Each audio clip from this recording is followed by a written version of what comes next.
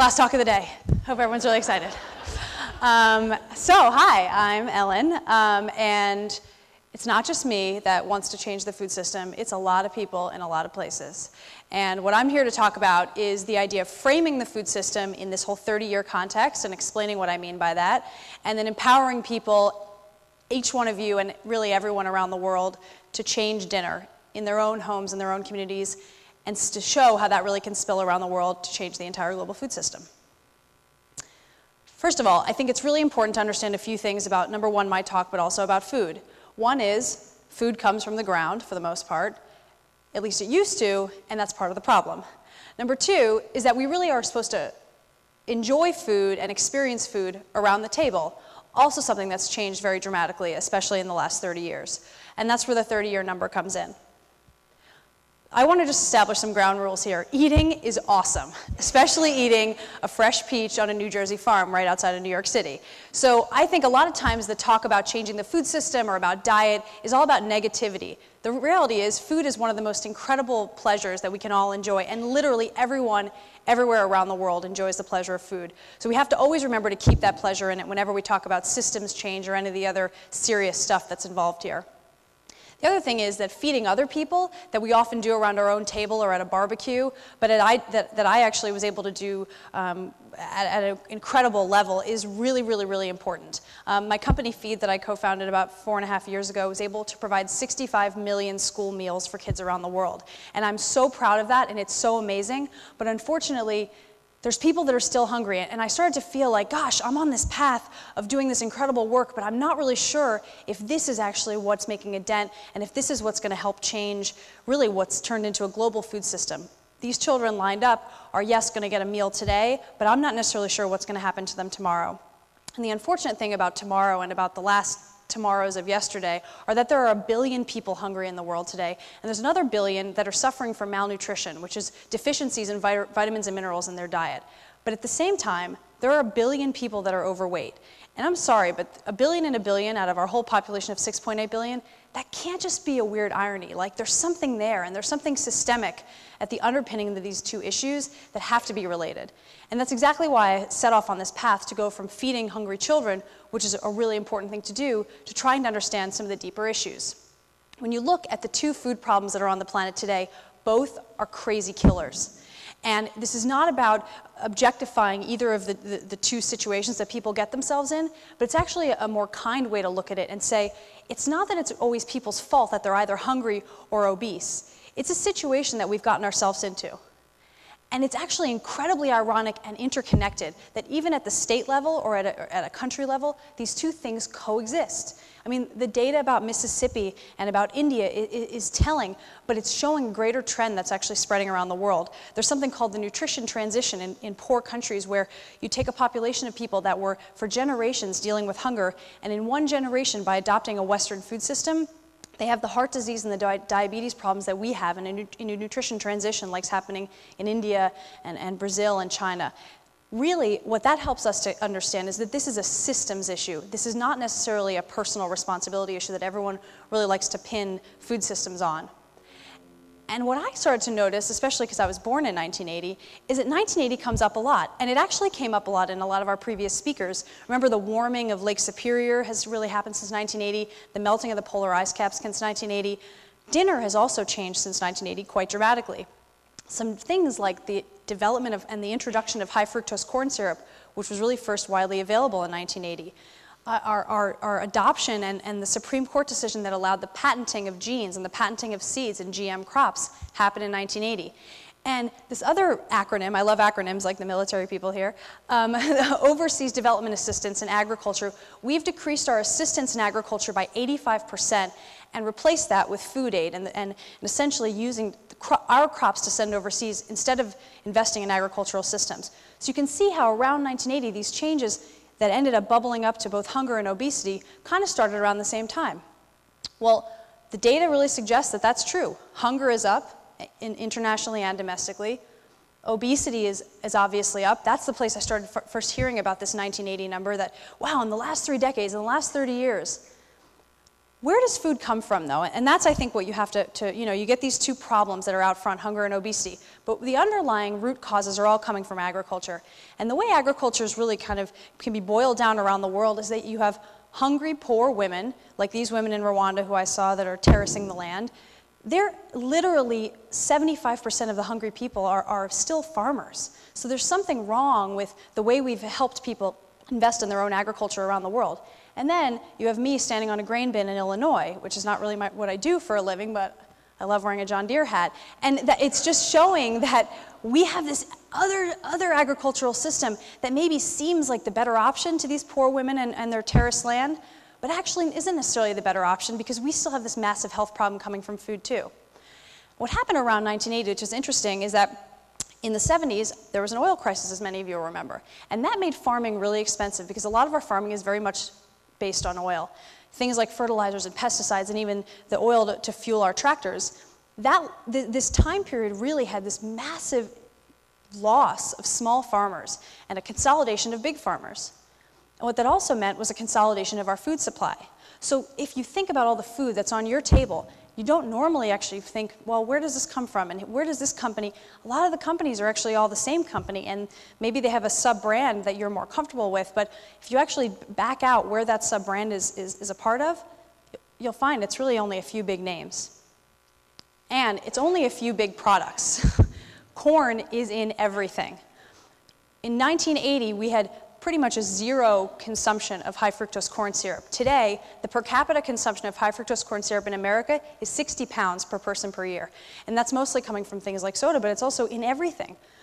About 70% of the corn that we grow in this country is fed to cows. It's not fed to people. And cows aren't even supposed to eat corn.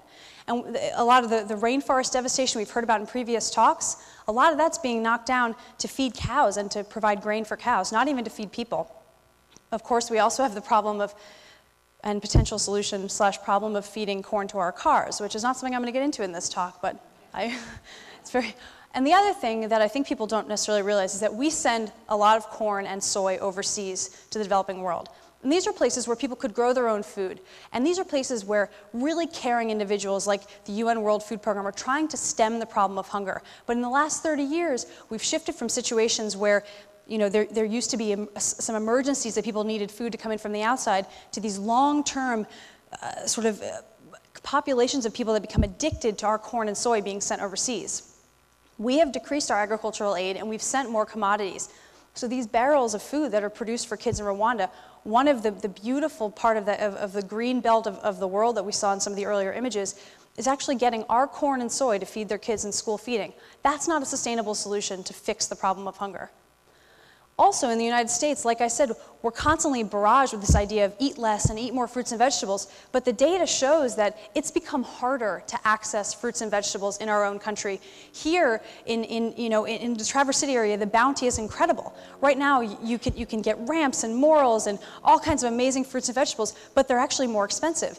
And that's not just because, there's this sort of elite foodie group that's wants their food to be expensive. It's because, unfortunately, we've been subsidizing really, really bad food. And we have the waistlines, but also the new food on our table to show for it. I think these numbers are incredible. And the fact that we've sort of replaced the idea of dinner, we've even replaced the idea of what a hamburger should be to have something that's mostly made of corn, and that's certainly not something that we recognize and know where the ingredients come from. And here's where I want to start talking about changing dinner. We can now see that hunger, which is really about a lack of access to nutritious foods, and obesity, which is also about a lack of access to nutritious foods, essentially come from the same issues. And people that are fighting these issues, unfortunately, are not necessarily seeing it that way. The old model of fighting hunger is the canned food drive. The canned food drive is a really great way to give an outlet for big food companies and to give their canned products to people that are in need. That's an important thing to stem an acute hunger situation of today. But these long-term commitments of canned food year after year after year, that's not solving the underlying problems of hunger. At the same time, this same canned food is what we've really begun to rely on to feed our families, and we can see that it's definitely led to the epidemic of obesity. So we have a system predicated on big farms, consolidated agriculture, and consolidated food companies, and essentially they're both directly and indirectly leading to these problems of hunger and obesity that we see around the world. The solution, though, we know, is how do we eat healthier food? And I'm not talking about just fruits and vegetables here. I'm talking about the great bread at Pleasanton Bakery, which is right down the street from here, or the locally raised animals and dairies that we know we have close to home. We need to change the system. It's not about each individual person here going home and saying, I'm only going to buy food that are, fruits and vegetables, or I'm going to eat only raw. It's about changing the underlying food system, and I think we can all do it. I think there's two important things that are at stake. One is activists need to agree, companies need to agree, organizations and people at home need to agree to a long-term vision for what a better food system could be. Maybe our supermarkets are going to look different. Maybe it means we're going to have to spend a little bit more time nourishing ourselves, which is a really important thing we do every day. Maybe every child is going to need to learn how to cook from fresh food so that we don't have to rely necessarily on mom or dad to come home from work and do it. I think it's going to take 30 years. We've seen that in the last 30 years, a lot of these problems have changed dramatically for the worse, but in the next 30 years, we have an amazing opportunity to make them better. There are people around the country that are doing this amazing work. There are people right here in Traverse City that are doing amazing work, and they're not necessarily talking. So we're having a series of dinners, the 30 Project, my organization, around the country to gather these incredible activists to the table and to bubble up the best ideas of what is going to make the food system better. We're asking activists around the country to talk about what is the vision for a better food system 30 years from now. And they're saying things like kids need to know where food comes from. Parents need to have some time in the day to be able to prepare good food. College students need to realize that maybe there's a new way they can have a cafeteria on their college campuses. And everyone at the same time needs to come back to the table. We can change dinner at our own tables every single day, and it's not just for our own families. By talking about where does our coffee come from? You guys have Higher Grounds in town here. They know where their coffee comes from. Where does the olive oil in our salad come from? Are we paying those farmers an appropriate wage? Because if we are, maybe they're not going to be hungry, and maybe they're not going to necessarily come here as immigrants in 10 years because their farms have been destroyed. Those are the systemic underpinnings of our food system today that we can change at our own dinner table. Not to mention, if we teach our families and our friends about the quality of the fruits and vegetables that are first of all right here at home, but that are more importantly across this great country, we can actually feed ourselves better at our own dinner table every single night.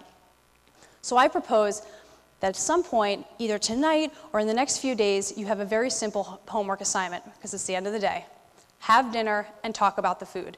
Look at each ingredient on your table. Know where it comes from. Where is it grown? You can find that all on the internet or on your smartphone. You can look on a map and find out, is Smucker's jelly versus the local cherry preserves? What's the difference there? One difference? It's a much better stimulus package than anyone in Washington is ever going to come up with for our local economies. These are all things that we can...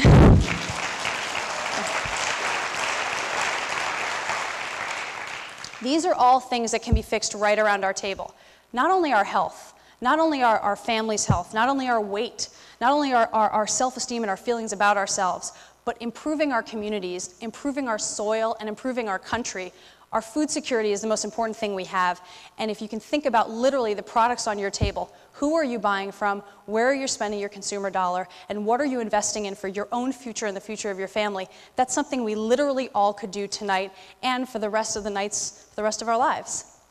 If we just think about where that salad comes from, we can learn an incredible amount of information about our own hometown and about our own world. I mean, like I said, the olive oil could be from farmers that are actually getting a fair wage, and maybe they're Syrian farmers who then are going to be happier with their lives, and maybe they're not then going to send their kids to a madrasa. And I know this sounds like a really far stretch, but it's not. Our food system and the underpinnings of the basic thing that we use to nourish ourselves can actually change the entire world. So I encourage you to go home, change dinner, and change the world. Thank you.